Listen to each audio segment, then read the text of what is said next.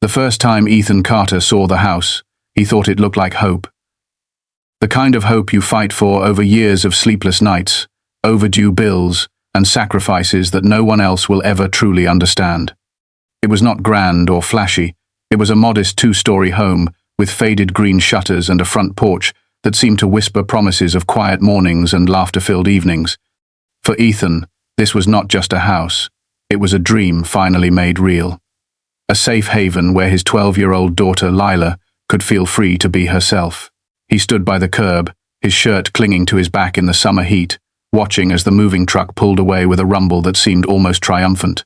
He felt the weight of the past few years fall from his shoulders like heavy chains.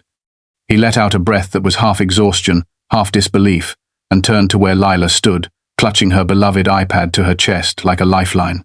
"What do you think, sweetheart?" he asked softly. Lila did not look up. Her fingers moved quickly and precisely across the screen, tapping symbols that translated into words spoken by a calm, synthesized voice. "I like the big tree," it said, the sound oddly mechanical yet filled with the innocence of a child discovering something beautiful. Ethan followed her gaze to the towering oak in the front yard, its branches stretching wide as if to embrace them. "That oak is perfect for a swing, huh?" he said, smiling as he brushed a strand of damp hair from his forehead. "Maybe we can hang one from it soon." For most parents, moments like this might seem ordinary. But for Ethan, every interaction with Lila was a victory hard-earned. She had been diagnosed with non-verbal autism at age 3, and ever since, that iPad had been her voice. Not a toy, not a distraction.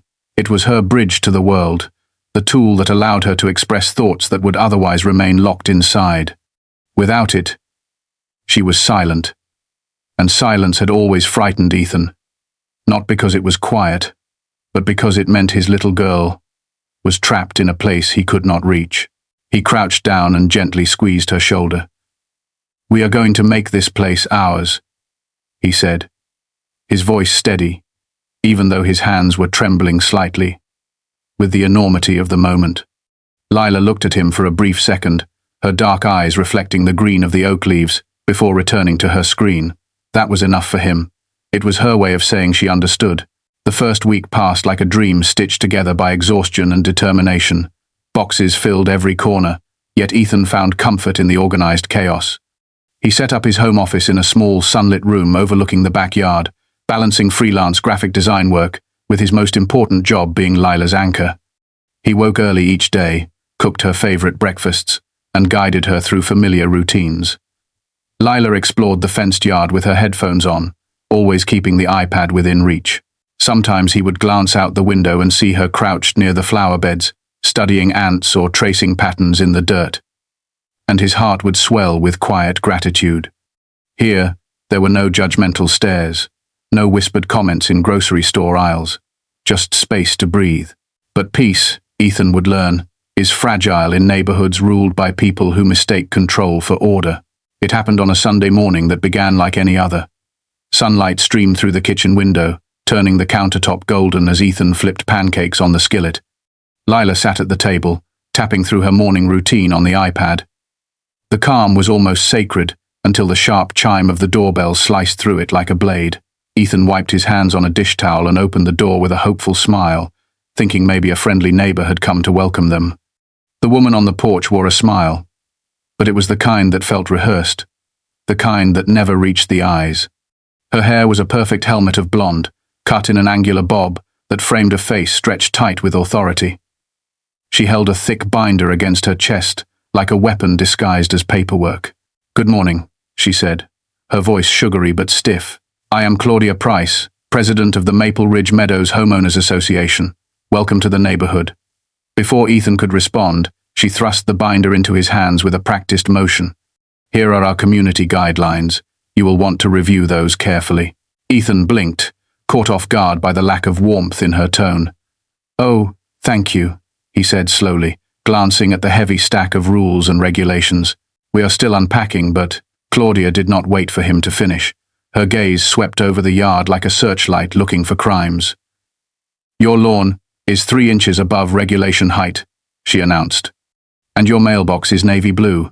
Our bylaws clearly state that mailboxes must be forest green or black." She delivered this information with the precision of someone reading a guilty verdict. Ethan shifted the binder from one hand to the other, trying to process the abruptness of the encounter.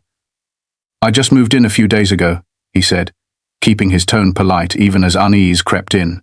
"I have not had time to—" "We have standards here, Mr. Carter," Claudia interrupted, her eyes narrowing slightly as if daring him to argue. "You have 48 hours to correct these violations. Failure to comply will result in fines." With that, she pivoted sharply on her heel and walked away without so much as a goodbye, her footsteps clicking against the pavement, in perfect rhythm with her authority. Ethan stood frozen in the doorway, the weight of the binder pressing into his palms like a silent threat. Behind him, he heard the familiar synthetic voice from the kitchen. "Pancakes ready?" Lila had tapped the phrase without even looking up, her entire focus on the comforting ritual of breakfast. For her, life had not shifted, but for Ethan, a storm cloud had appeared on the horizon, and it carried the name Claudia Price. The next 48 hours blurred into a race against invisible expectations. Between client deadlines and therapy exercises for Lila, Ethan squeezed in time to mow the lawn to the precise regulation height and repaint the mailbox in an approved shade of green. Each task took twice as long because he had to check on Lila constantly, making sure she felt safe and settled in the unfamiliar space. He told himself it was just a rocky start, that once these little things were handled, they would be left alone. But deep down, an unease took root. This was not just about grass and paint. It was about control, and he had a sinking feeling. Claudia Price thrived on wielding it. The welcome barbecue arrived with the promise of easy smiles and paper plates and friendly neighbors who might one day become friends. So Ethan approached it like a carefully planned expedition. He set reminders on his phone for Lila's breaks, packed her favorite noise-reducing headphones, and preloaded her communication app with phrases they had practiced all week, simple but powerful tools like, "Hello, I need a break," "Too loud," and "I like rocks." He walked her through a picture schedule at the kitchen table, tracing the sequence with his finger while she followed, taking in each image with that intense, quiet focus that always reminded him of a scientist observing a new planet. The air smelled like charcoal and cut grass when they crossed the park.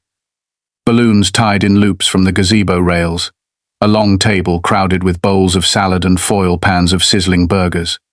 Children darted past in bright shirts, sprinkler spray caught the sun and turned the edge of the lawn into a glittering curtain. For a moment, Ethan believed this could work. He could see them in this place, not just living but belonging. Grace Monroe found them first. She had the gentle presence of someone who has practiced kindness the way other people practice a sport. She knelt to Lila's eye level without hesitation, producing from her pocket a smooth riverstone the size of a walnut. "I like the white line through the grey," she said, offering it to Lila as if it were a treasure that had been waiting for her. Lila touched the stone, then tapped her screen. "Stone is pretty," the device said, and Grace's smile widened, not at the novelty of the technology, but at the shared delight. Grace led them to a picnic bench near the shade and talked with Ethan about garden soil and trash day and the best spot to see the sunset in the neighborhood. People introduced themselves with casserole dishes balanced on their palms. A man from 3 doors down joked about the eternal battle with crabgrass. Someone asked about Lila's favorite animals and listened to the answer, not out of politeness, but with curiosity that felt respectful instead of prying. For a little while, Ethan let his shoulders sink and allowed himself to be part of the scene. Then the first shriek of a speaker test ripped through the park, a long feedback squeal that sliced the afternoon into before and after. Lila's body reacted faster than thought. Her hands flew to the headphones, pressing them hard against her ears, eyes narrowing to slits as the muscles in her jaw clenched. The music followed, a well-meaning attempt at celebration, but the bass thudded like a physical blow. Lila's breath shortened. She crouched beside the bench, rocking, that small stone clutched between her fingers, as if it were the last, solid thing in a world that had begun to tilt. Ethan dropped beside her, voice low and steady, guiding her to the "too loud" button, guiding her to the breathing square she had practiced during calm days. Inhale while the blue expands, exhale while the blue shrinks. Again, again. The air seemed to thicken with attention. Conversations paused. Over the music, a voice cut with the precision of a blade.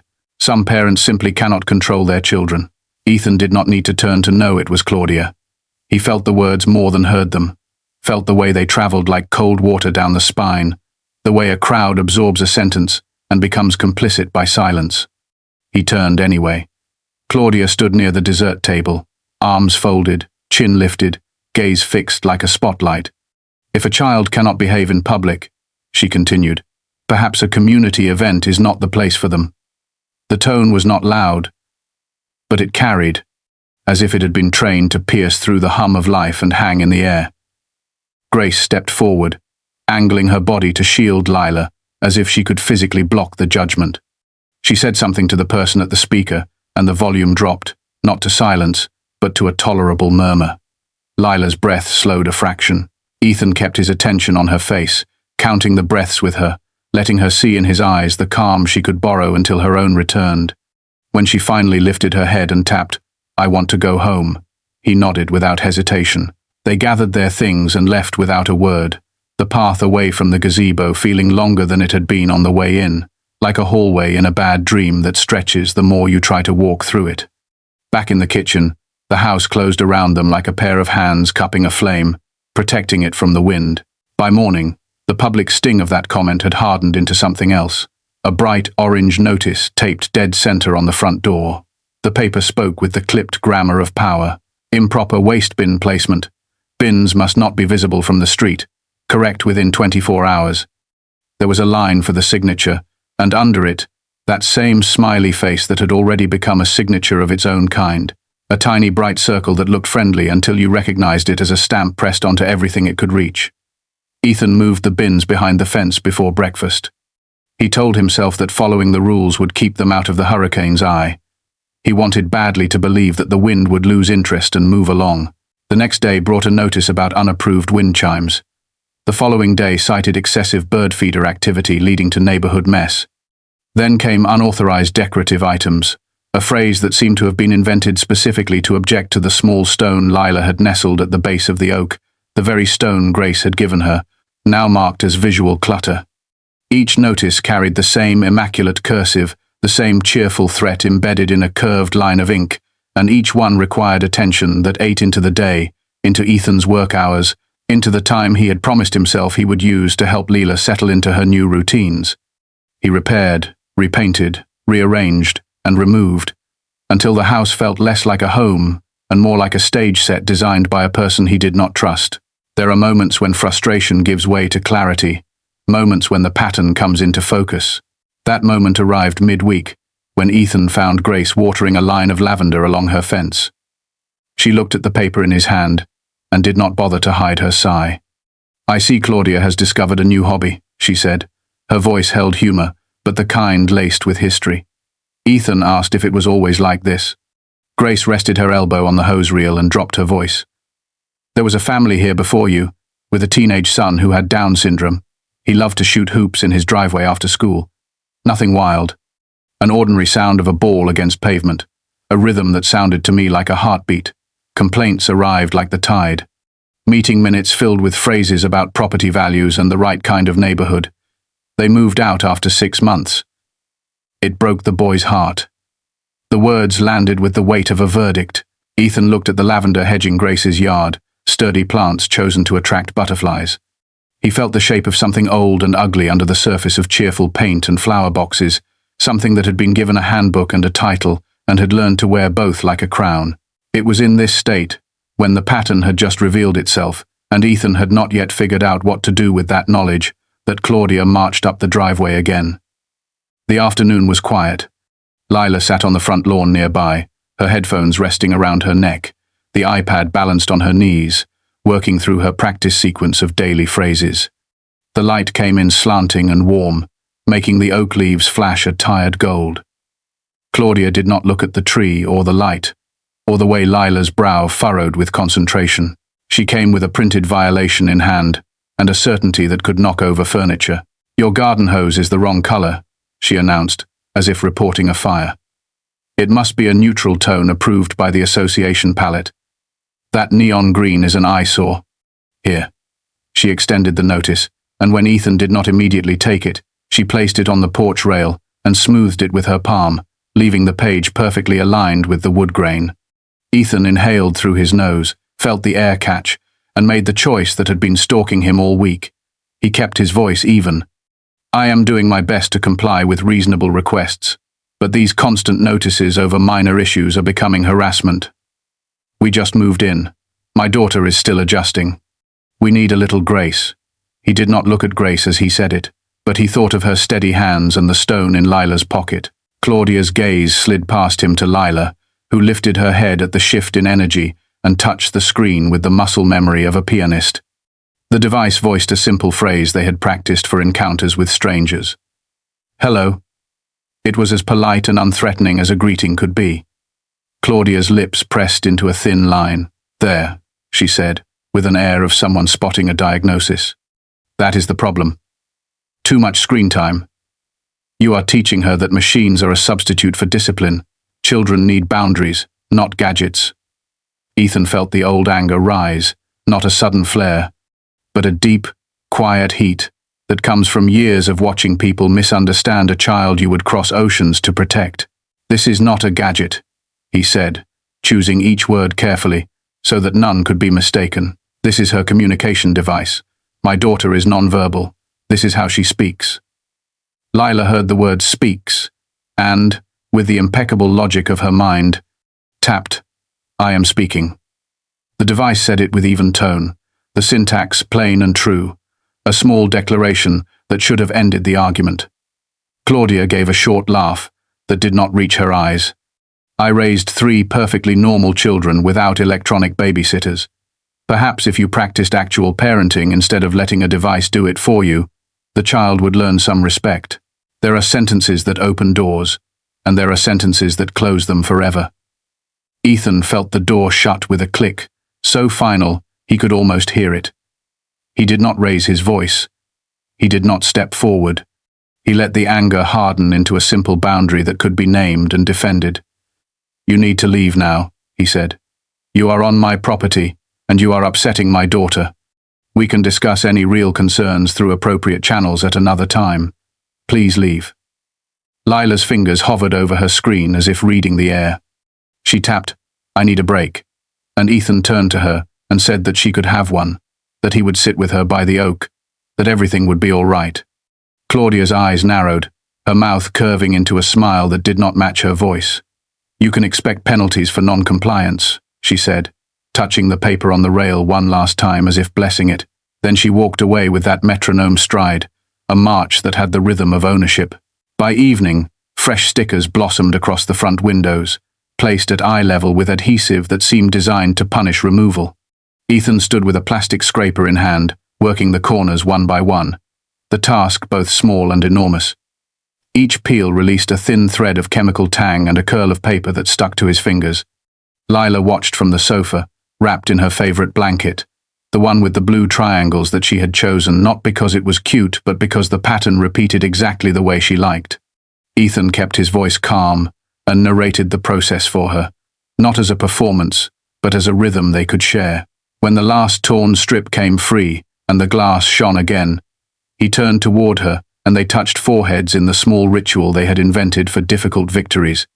Later, when the house had quieted and the night hummed softly around them, he sat at the kitchen table with a notebook and a pen. He wrote down dates and times, the wording of notices, the specific language that had been used, the neighbors who had witnessed exchanges, the accommodations Lila needed, and the ways he had prepared them, the parts of the association rules that mentioned aesthetics and the parts that said nothing about disability or inclusion. He did not know yet what path he would take. He only knew he would be ready the next time a line had to be drawn. He would find allies. He would learn the law. He would hold the ground beneath his child's feet, as if it were something sacred, because it was. Saturday morning bloomed like a promise of peace. Sunlight filtered through the lace of the oak tree outside, scattering golden patterns on the porch.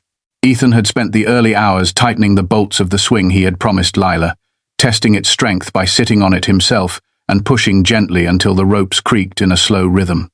He had wanted this day to feel calm for her, a gift after the chaos of the past week, a fragment of childhood reclaimed. Lila's face lit up when he guided her to the swing.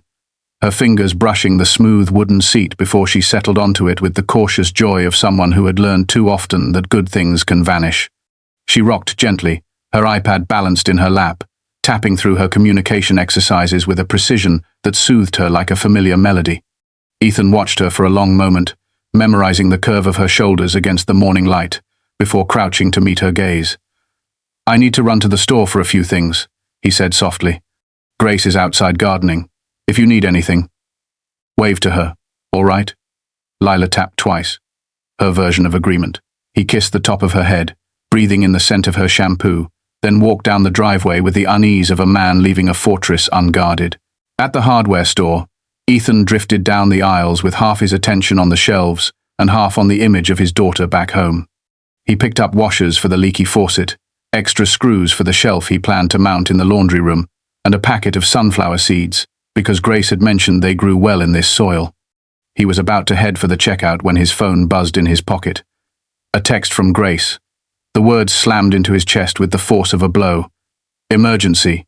Come home now." Claudia broke Lila's iPad. For a heartbeat the letters blurred, his breath snagging like a shirt on a nail. Then everything moved at once, cart abandoned, legs pounding toward the exit, keys clutched so hard they left crescents in his palm.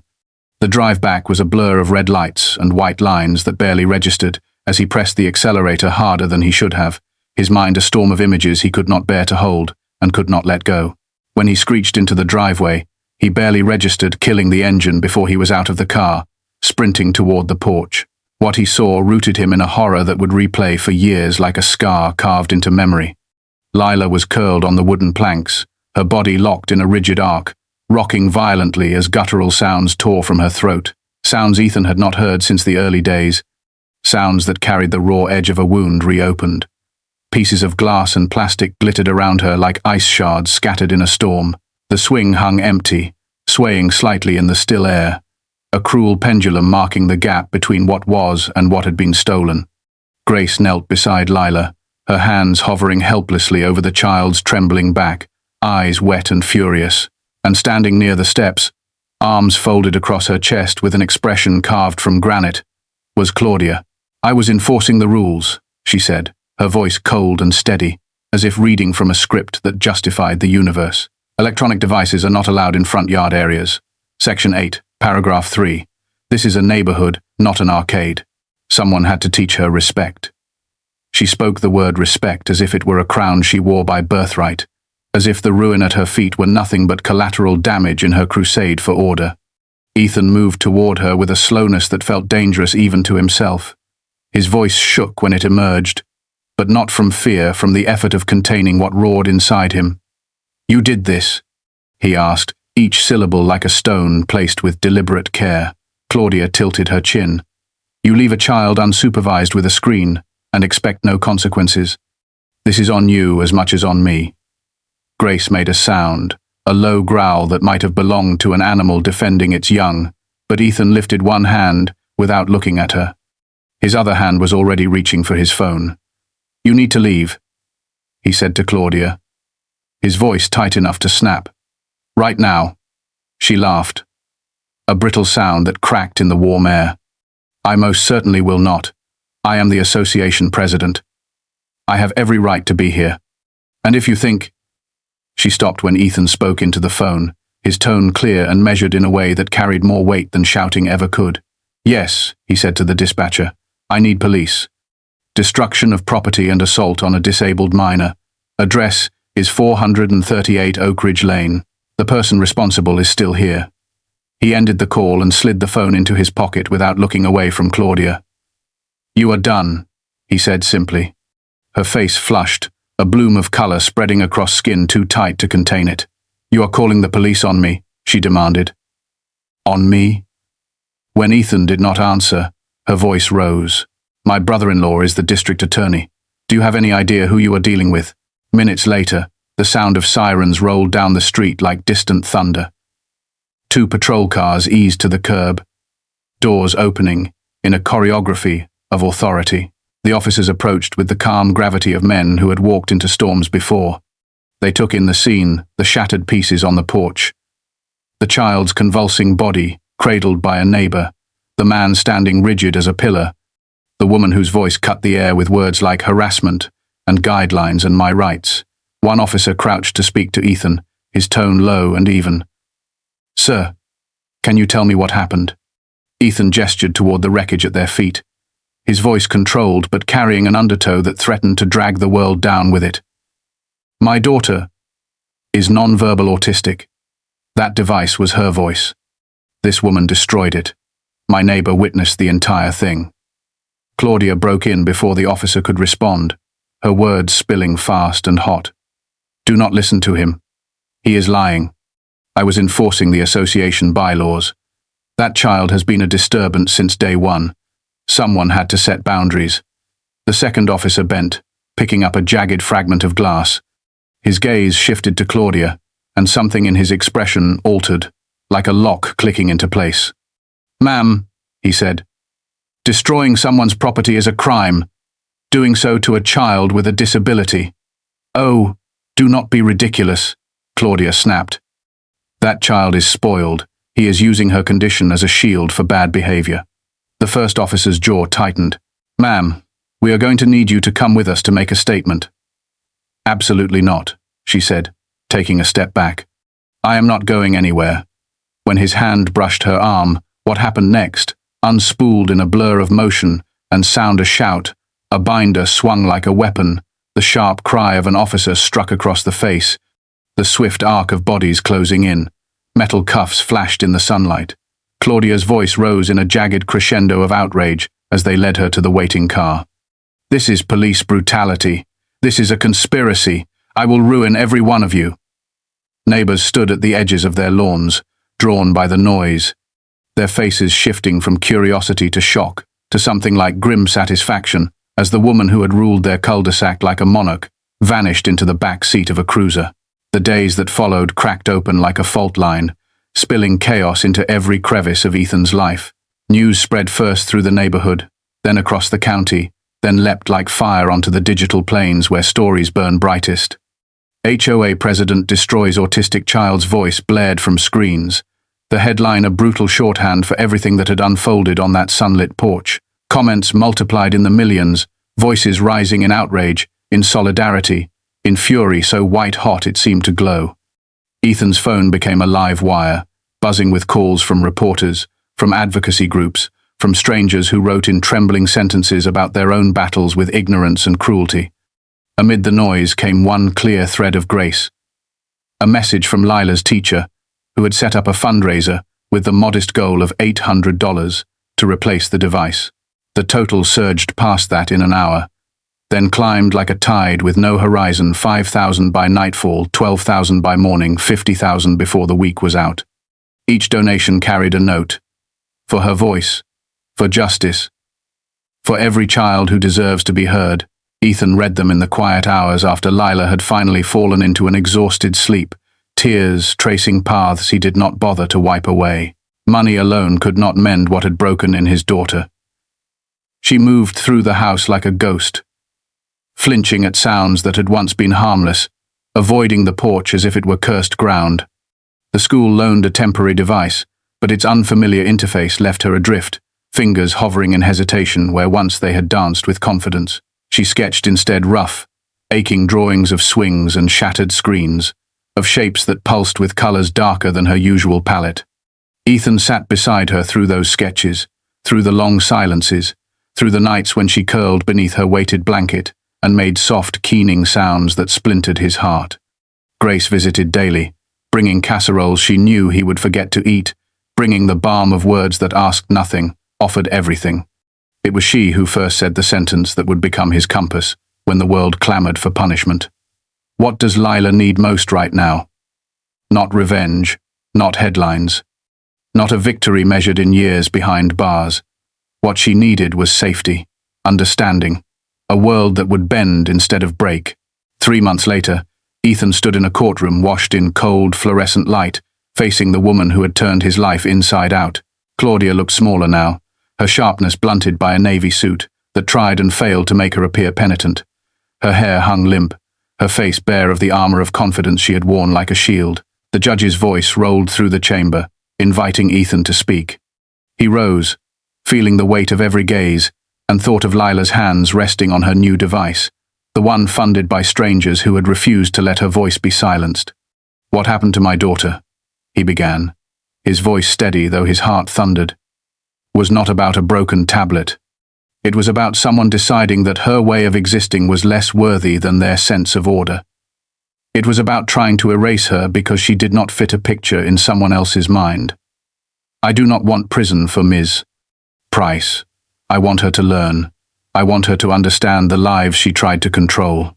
I want her to spend her hours helping children like mine find their voices instead of tearing them away. Murmurs rippled through the room like wind through dry leaves. The judge leaned forward, eyes reflecting something softer than protocol. "Your recommendation?" Ethan drew a breath. 500 hours of service at the Riverside Center for Exceptional Children. Mandatory disability awareness training. And restitution not to us, but to programs that build inclusive communities. The gavel came down on a sentence that sounded like hope, stitched to consequence. Summer draped its warmth across Maple Ridge by the time healing began to root. The fundraiser had grown beyond imagination, cresting at nearly $200,000, a sum that Ethan channeled into an initiative called Lila's Voice, dedicated to placing communication devices in the hands of children whose families could not afford them. Grace chaired a committee that gutted the old bylaws and rewrote them into something that breathed inclusion instead of wielding it like a weapon.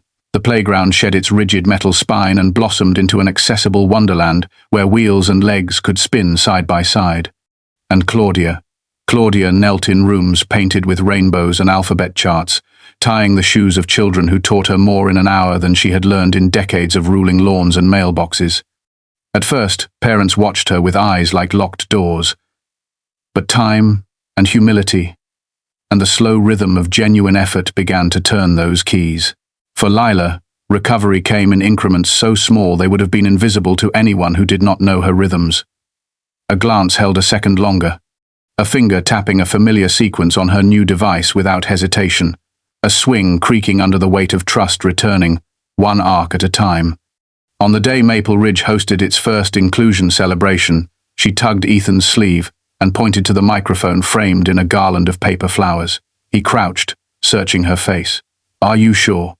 She nodded, eyes bright with a resolve that made his throat tighten.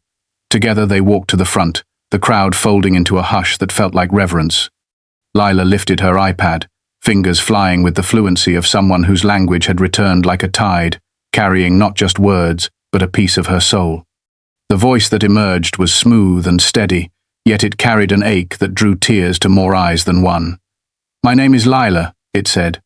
"People think if I do not talk, I have nothing to say. That is not true. I see everything.